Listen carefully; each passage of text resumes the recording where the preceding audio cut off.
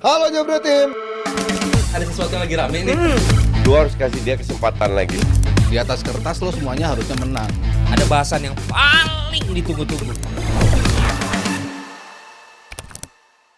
Kita mulai dari El Clasico sesuai dengan rundown yang diberikan oleh Abrar jam 10 pagi tadi. Dan itu luar biasa sekali karena dia capek habis main bola sama Coach Justin tadi malam ya.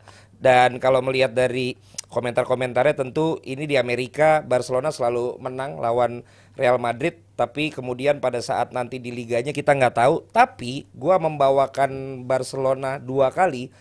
Terlihat bahwa Hansi Flick sih menurut gua lumayan ya untuk bisa memainkan pemain-pemain mudanya dengan gaya bermain yang menurut gua ini something kalau emang dia bisa pertahankan dengan nanti pemain-pemain yang akan muncul, bukan cuma tentang menang lawan El Clasico-nya tapi yang penting gaya bermainnya. Dan kalau gue lihat keseriusan dari Hansi Flick melihat pertandingan preseason di Amerika terlihat dari bagaimana wajahnya, bagaimana emosionalnya.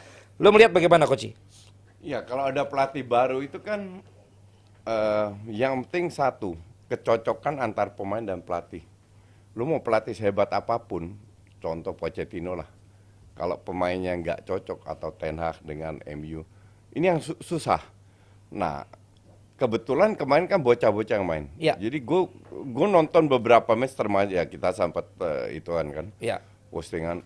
Gue nggak begitu peduli dengan skor karena Madrid pun beberapa kali juga timnya juga bocah-bocah cadangan semua.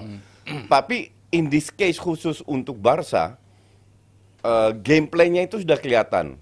Pertanyaannya memang seperti yang lu bilang, apakah bisa atau tidak. Cuman kalau lu bermain dengan bocah-bocah yang banyak yang nggak kenal nama-namanya, mereka bisa menjalankan game plan ini, which is at least ada starting point yang bagus. Beda sama Chelsea, contoh, pelatih baru juga mainnya jelek dan lain-lain. Jadi memang nggak gampang untuk mengelola tim baru dan lain-lain. So far, dengan pemain-pemain muda ya so far oke, di luar menang kalah ya, itu nggak penting sama sekali. Game plan yang seperti apa emang menurut lo Coach? Game plan yang deketin dikit coach ininya, mic-nya. Diapain? Deketin mic. Nah. Oke. Kan gue benci pakai ginian. Game plan yang gue maksud itu game plan yang mengembalikan filosofi Barca, di mana seperti filosofi yang diturunkan oleh Johan Cruyff selama ini dijalankan terus, kecuali di eranya Bartomeu udah menurun lagi, Xavi berusaha tapi tidak berhasil. Lebih ke intinya adalah berani pegang bola, berani high press dan main seperti itu, pakai istilah yang kuno total football. Dan itu sudah pelan-pelan kelihatan karena kita juga tahu Hansi Flick, ya Haryo pasti setuju sama gue, bahwa dia menerapkan hal yang sama di Munchen dan berhasil. Tapi kualitas Munchen memang waktu itu jauh lebih bagus. Di Jerman nggak selalu berhasil, bahkan terseok-seok. Inilah kelihatan lagi di Munchen berhasil. Bahkan pemain Munchen banyak yang main di timnas, tapi ada beberapa pemain yang nggak berhasil. Nah ini cocok-cocokan yang gue harapkan cuma satu. Yang penting cocok dulu lah. Nggak ada konflik, nggak ada ribut antar pemain dan lain-lain. Karena gue baca tadi, baru hari ini, tadi sore kalau nggak salah, Araujo katanya nggak mau perpanjang, katanya mau keluar. Nah ada apa ini? Apakah ini karena juga bisa juga kan dia nggak cocok dengan Hansi Flick atau apa, bisa aja ya udah gue keluar. Nah semoga hal kayak gini tidak mengganggu internal. Tapi kalau seandainya dia nggak puas dengan permainan Hansi Flick ya he has to go. Nggak Tapi penting. yang punya otoritas harus pelatih ya. Iya, absolutely. Tadi dibilang pasti lu setuju. Apakah lu setuju Mas Aryo? Ya, ini kan tahun lalu kan sempat kita bawain juga kan El Clasico di pramusim. Betul. Tapi udah ada Bellingham ya? Ya, komposisinya beda. Kan waktu itu nggak ada Piala Eropa, nggak ada Piala Dunia. Mereka bermain betul-betul fresh para pemainnya gitu kan, dari liburan biasa gitu. Sementara ini ada Euro, artinya banyak pemain yang memang belum datang. Sehingga kebanyakan pemain cadangan. Ya walaupun Modric main, Eder Militao main, Rudiger main, Lucas Vazquez main, dan Thibaut Courtois juga main gitu. Jadi kalau dilihat dari komposisinya, memang Madrid lebih banyak pemain intinya lah. Tapi kan kita tidak menunggu Madrid akan bermain seperti apa. Kita udah tahu kan Ancelotti akan seperti apa di musim nanti. Tapi yang dinantikan adalah ketika si Mbappe datang, gimana Madrid kan? Nah, itu kan belum bisa kita jawab gitu. Nah, kalau Barcelona kan lain cerita. Ya. Ini pelatih baru, pelatih yang apakah akan cocok? Kalau kita bicara dia pernah juara sampai sextuple kan, berarti memang dia someone spesial lah, bisa mendapatkan 6 trofi bersama Munchen. Lagi pula dia pelatih yang mungkin pertama yang nggak beririsan dengan Barcelona dan nggak beririsan dengan La Liga juga kan. Pelatih-pelatih sebelumnya pasti kan ex La Liga, ex Barcelona lah yang pernah pernah megang di situ. Valverde pun pernah jadi pemain Barcelona gitu. Mungkin kecuali Kiki Setien kali yang nggak pernah Barcelona tapi pernah ada di La Liga juga gitu. Tapi ini betul-betul nggak pernah ada di La Liga. Yang dituntut dari dia, dan gue menantikan juga apa yang dimauin sama Hansi Flick, yang ternyata ya memang yang Justin tadi bilang, ini pelatih yang betul-betul pengen megang bola, punya agresif yang cukup tinggi, punya pressing yang cukup tinggi, semua pemain dipaksa untuk lari, dan itu dirasakan banget. Ter Stegen ngakuin bahwa ini pelatih datang tapi udah langsung minta kita tampil fisikal yang luar biasa. Nah, Barcelona belakangan kan nggak kelihatan dari sisi fisikalnya kan, tapi ini coba direparasi. Lalu pemain-pemain muda yang dimainin ternyata bisa perform dengan cukup bagus. Makanya di Barcelona sendiri cukup ramai nih. Apakah Barcelona mau mencari duit setengah mati untuk dapetin pemain tapi yang nanti ujung-ujungnya nggak jelas? Ya. Bahkan Joao Cancelo apakah perlu diambil lagi? Apakah pemain seperti Joao Felix perlu diambil lagi? Apakah mereka betul-betul stick dengan pemain-pemain dari La Masia? Di pertandingan lawan Madrid ternyata works pemain La Masia ini. Cuman kan belum teruji ketika di pertandingan sesungguhnya. Selalu muncul pemain-pemain dari La Masia yang bagus-bagus, tapi ketika tampil di La Liganya mereka nggak bisa konsisten di setiap pertandingan. Ini yang masih menjadi masalah. Cuman kalau dari sisi game plan, gue ngeliat yang perubahan yang signifikan sih dari Banding Xavi. Iya, dari era betul, Xavi betul. pindah ke era ini, dan ya gue betul. ngeliat something yang Bukan karena pemainnya muda-muda, jadi diajak main begitu mereka masih hayu. Kan terkesan sebenarnya dari 2 pertandingan yang ada di Amerika itu babak pertama mereka malah lebih ke gerasak gerusuk juga kan sebenarnya kan gitu loh. Apakah karena memang ini masih pemain-pemain muda, nanti ketika memang akhirnya pemain-pemain seniornya masuk belum tentu kayak begitu gitu loh. Ya semoga. tapi itu justru yang menjadi alarm buat pemain yang lama.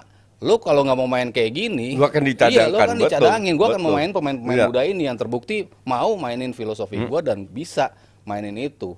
Pemain-pemain yang masih 50-50, Aurelio Romeu kayaknya udah pasti out tuh. Karena ada Casado di tengah, 2 gelandang bertahannya ternyata cukup bagus kan. Oke. Jadi ya komposisi ini kita perlu uji nanti ketika di pertandingan sesungguhnya. Yang jadi masalah dengan pelatih Jerman adalah mereka itu identik memiliki high intensity. Oke. Artinya lu harus genjot fisik lu. Entah itu Nagelsmann, entah itu Jurgen Klopp, entah itu siapapun. Tuchel di awal. Iya, Tuchel, siapapun. Nah, ini yang menjadi pertanyaan, apakah pemain senior yang merasa punya nama, merasa hebat, pemain kayak Brazil lah. Pemain Brazil itu kan lebih ke stylish ya, kurang suka kerja keras, dan feeling gue Araujo salah satu itu juga. Karena itu. Ya, itu bisa terima atau enggak? Nah, pada saat mereka bisa terima, mereka tunduklah kasarnya. Ya, ini akan berjalan. Makanya untuk gue lebih seru di luar siapapun yang juara.